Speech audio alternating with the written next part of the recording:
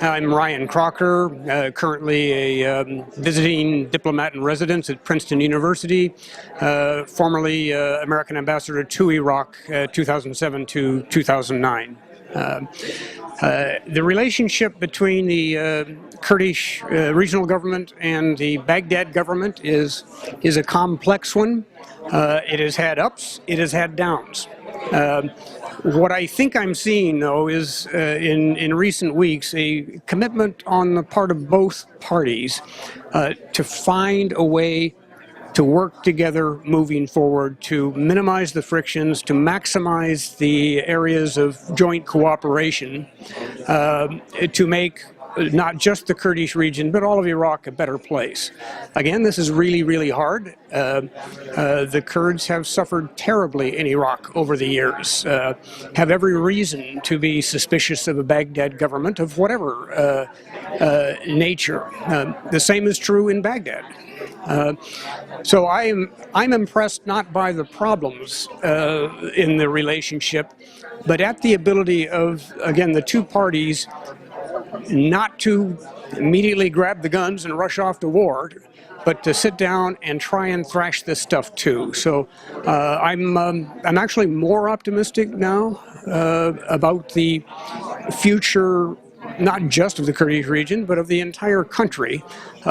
You've all seen what it's like when it doesn't work, when talks fail and the resort is to force. I think everyone in Iraq right now wants to be sure there is no return to that kind of violence, and that suggests to me that the commitment is there, again, in Erbil, in Baghdad, to work through these tough issues.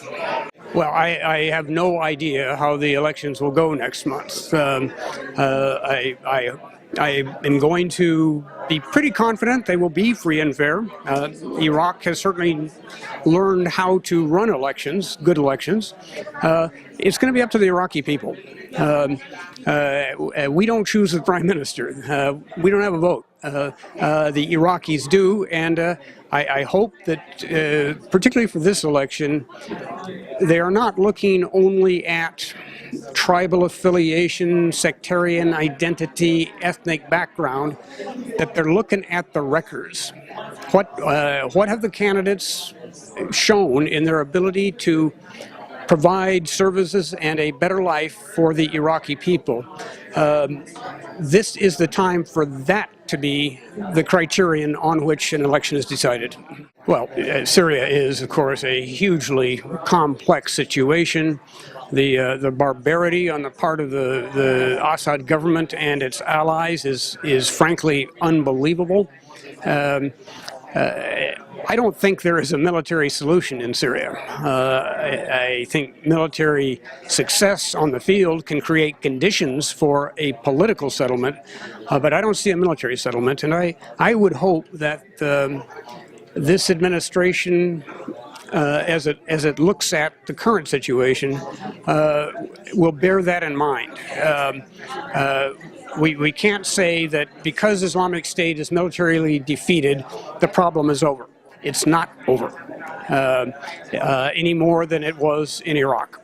Yes, I think the administration is quite right to say, slow down, calm down.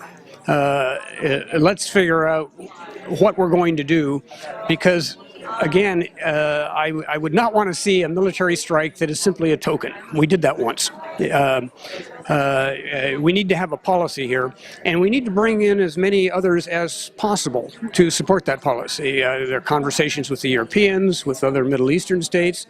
This is the time to form a coalition, not to defeat ISIS, but to bring an end to the savagery of the Syrian regime and its allies.